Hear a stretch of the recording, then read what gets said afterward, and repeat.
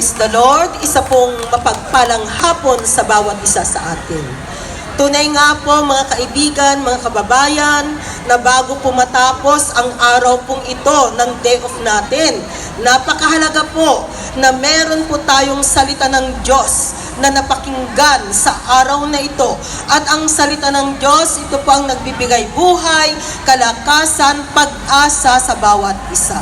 Kaya sa mga pagkakataon na ito mga kababayan, atin pong pakinggan ang salita ng Diyos. So bago ko po ihayag, samahan po ninyo ako sa maikling panalangin.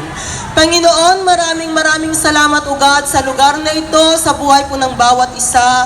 Dalangin ko, Diyos, na patuloy na mangusap ka, buksan mo ang kanilang espiritual na pangunawa, na lubusan po nilang maunawaan ang iyong banal na salita. Dahil tunay po, sinabi mo sa iyong banal na salita na ang tao ay hindi lamang po nabubuhay sa pagkain, kundi higit sa lahat sa mga salitang namumutawi sa iyong mga labi. Kaya Panginoon, patuloy na mangusap ka sa bawat puso. Banal na Espiritu, salamat din po sa inyong presensya. Sa pangalan ni Jesus, Amen. Praise God. Kung may mga Bible po kayo dyan, mga kaibigan, kababayan, makipagbuklat po kayo sa akin in the book of John chapter 4, verses 23 to 24. Yan po yung text po natin sa hapon na ito. Na ang sabi po sa salita ng Panginoon, "Yet a time is coming and has now come when the true worshipers will worship the Father in spirit and truth. For they are the kind of worshipers the Father seeks. God is spirit, and His worshipers must worship in spirit and truth."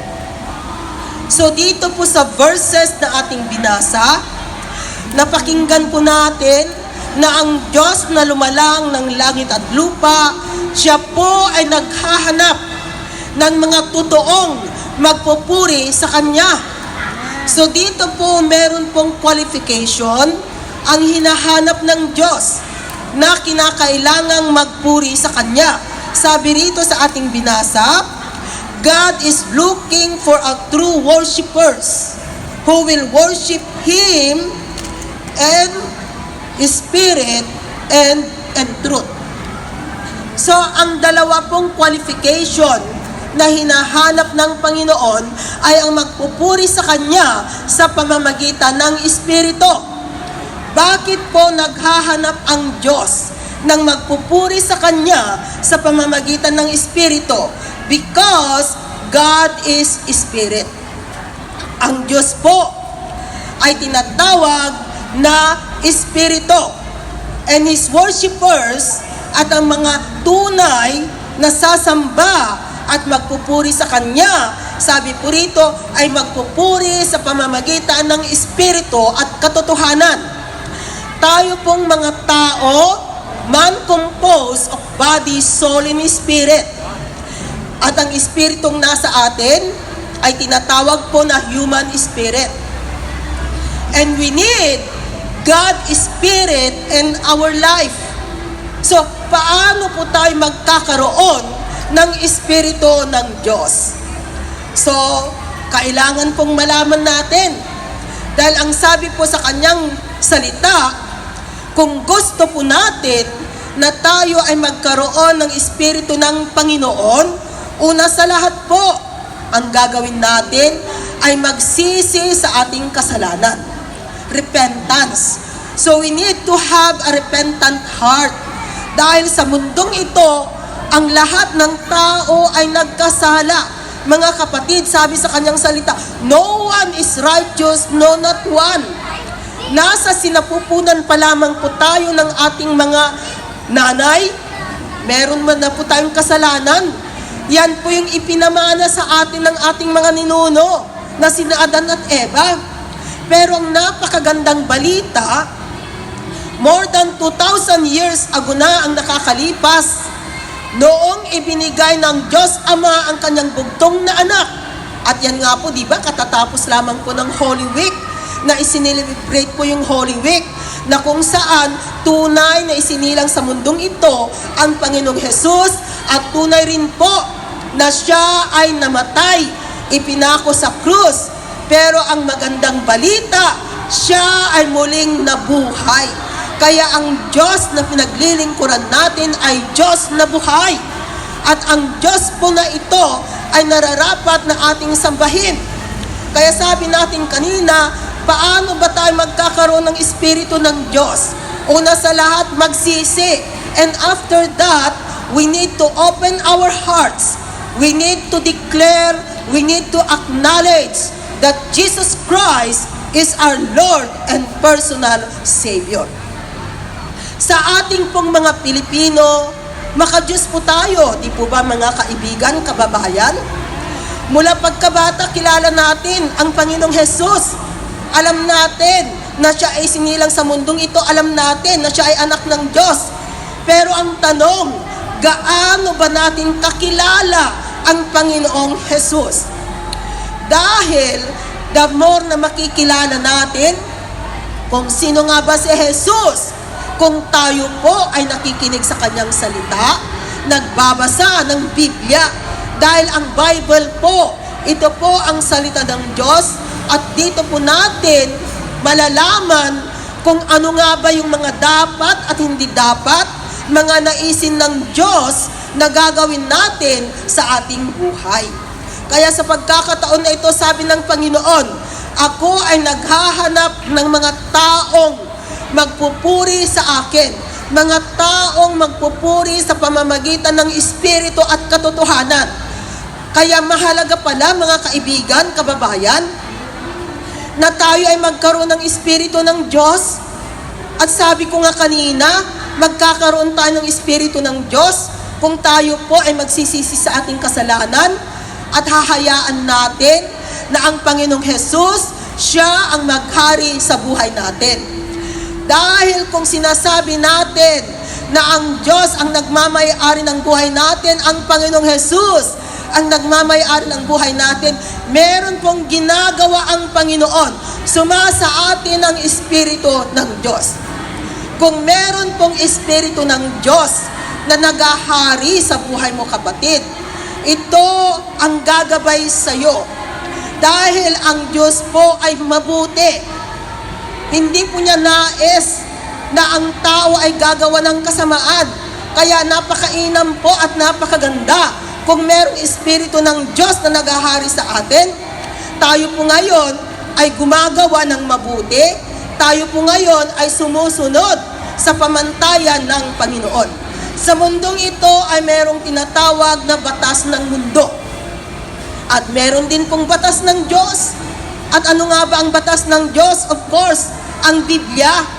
Ito po ang batas ng Diyos na kinakailangang sundin ng bawat isa sa atin. At salamat dahil meron pong salita ng Diyos na kung saan tayo po ay natuturuan kung paano nga ba sambahin ang Diyos na lumalang ng langit at lupa. Kaya ang nais ng Panginoon, sambahin natin siya sa pamamagitan ng Espiritu. Kaya mahalaga mga kaibigan, mga kababayan, na tayo po ay magkaroon ng Espiritu ng Diyos. Dahil kung meron pong Espiritu ng Diyos na naghahari sa buhay natin, gagabayan po tayo at tuturuan upang makapamuhay po tayo ng tama, ng wasdo sa mundong ito. Dahil kung atin pong titingnan ang mundong ating ginagalawan right now, napakarami pong nangyayari, di po ba mga kapatid, mga kaibigan, na kung titingnan po natin, ito lamang pong war na nangyayari in Middle East, talagang apektado po tayo sa ating bansang Pilipinas, talagang grabe po na tumaas ang mga presyo. Kaya sigurado ako na ang mga pamilya po ninyo sa Pilipinas, magpapadagdag po sila ng allowance dahil kulang na yung ipinapadala nating allowances dahil nga sa pagtaas po ng presyo. So alam po ninyo mga kaibigan, mga kababayan, ganyan na po ang nangyayari sa mundong ito. Kaya wala po tayong dapat wala po tayong pwedeng lapitan or kapitan at tutulong sa atin, kundi ang Panginoong Jesus lamang. Kaya napakahalaga, mga kababayan, na isinasali po natin sa buhay natin ang Panginoong Jesus. Kaya kung meron pong Espiritu ng Diyos na naghahari sa buhay natin, gagabayan po niya tayo para maging maayos ang takbo ng buhay kahit na maraming testing, trials, problemang nangyayari sa buhay. Dahil meron tayong kasama, nandyan ang Panginoong Jesus. At hindi lamang po yan, sabi natin, merong kwalifikasyon ang hinahanap ng Diyos ng tamang magpupuri sa Kanya sa pamamagitan ng Espiritu at ng katotohanan. Katotohanan. Ano ba ang katotohanan, mga kaibigan, mga kababayan? Ito po ang salita ng Diyos. Kaya kung ano po ang nakalagay, nakasaad sa batas ng Diyos, ang Biblia, ito po yung ating sinusunod. Dahil ito po yung katotohanan. Kaya kung ano po ang nandito sa kanyang salita, mag-obey po tayo. Dahil sa pagsunod po natin sa utos ng Panginoon, nandyan po ang pagpapala na ibibigay ng Diyos. So ang katotohanan ay ang salita ng Panginoon. Kaya napakahalaga po na ikaw at ako ay nakikinig sa salita ng Diyos. Kaya I encourage each one of you. Alam ko naman ng bawat isa po ay may kanya-kanyang cellphone na kung saan pwede po nating i-download ang Bible o di kaya bumili po tayo ng ating Biblia para lamang po makapagbasa tayo ng salita ng Panginoon. Dahil kailangan po natin ang salita ng Diyos. Ang salita ng Diyos, ito po ang pagkain ng ating kaluluwa at espiritu. At kinakailangan po sa mundong ito, mga kapatid, na mamuhay po tayo ng katotohanan. At ang salita ng Diyos ang gagabay, ang tutulong sa atin upang sa ganun po ay makapamuhay po tayo sa mundong ito nang naaayon po sa kagustuhan ng Panginoon.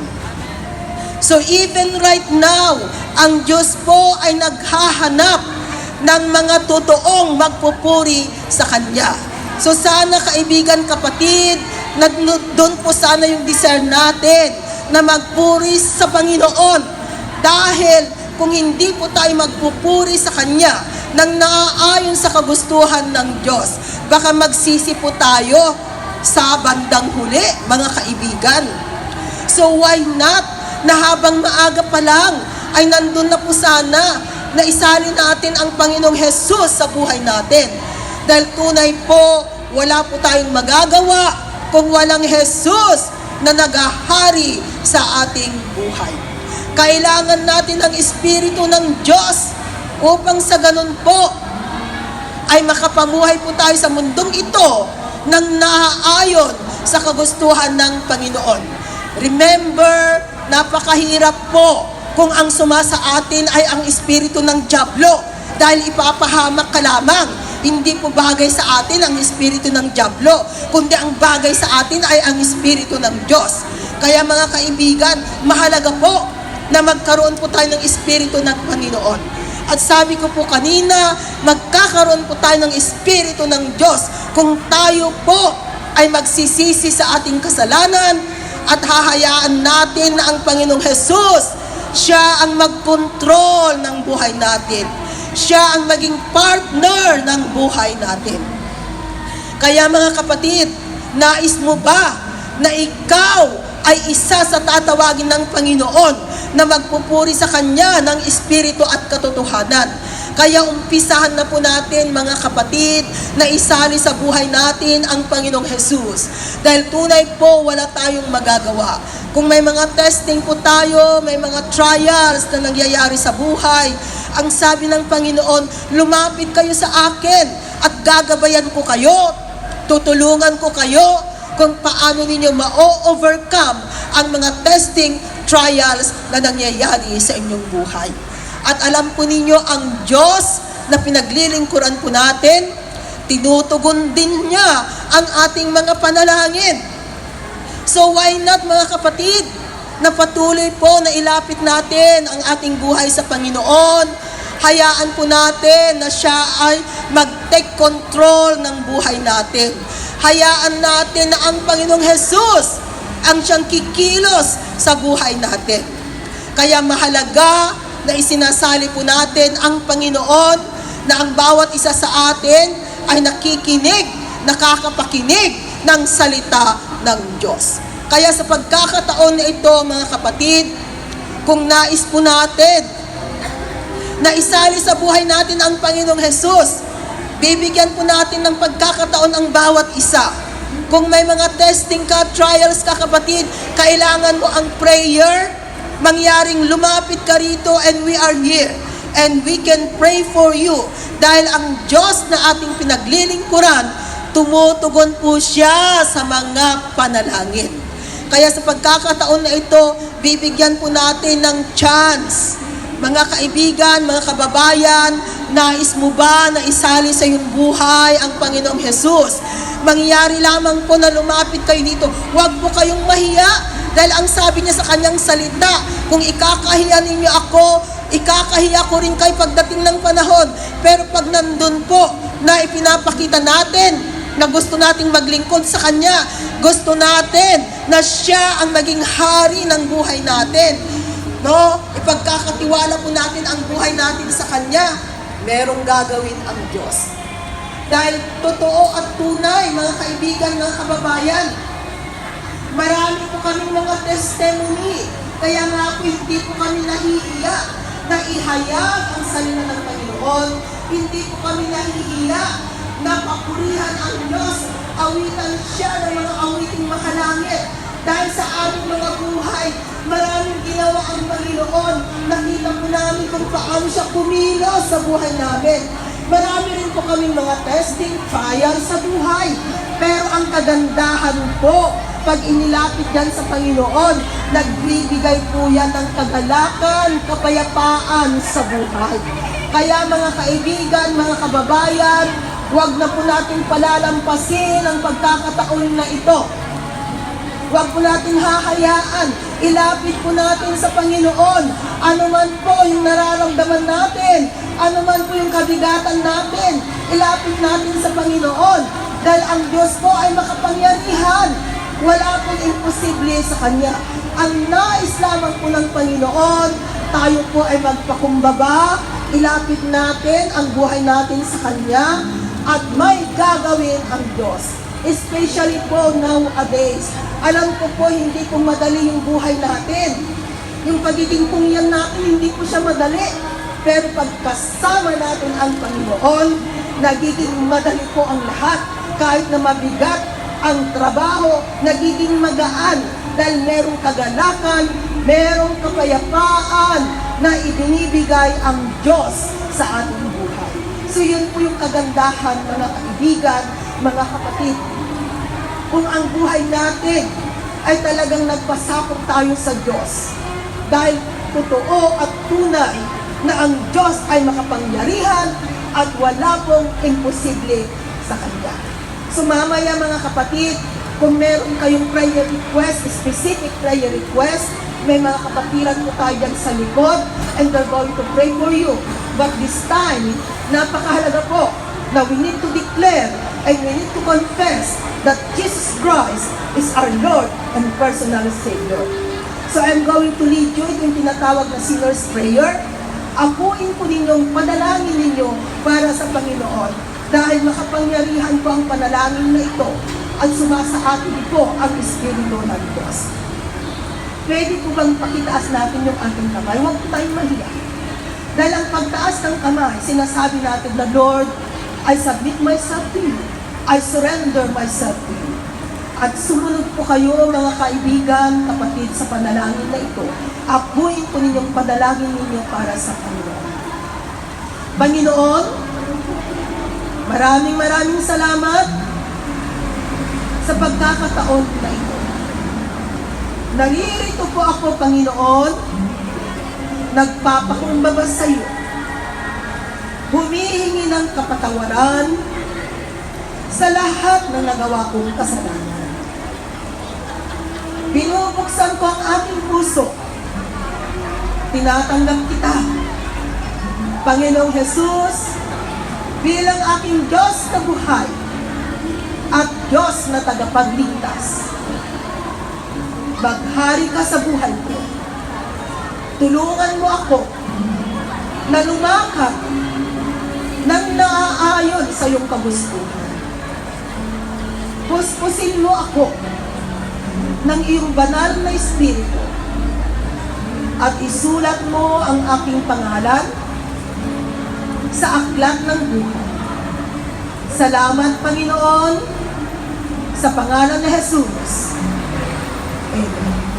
So, yung specific prayer request po natin, may mga kapatiran po sa inyong likod, sabihin po ninyo, and they're going to pray for you. At tsak po mga kapatid, God will hear our prayer.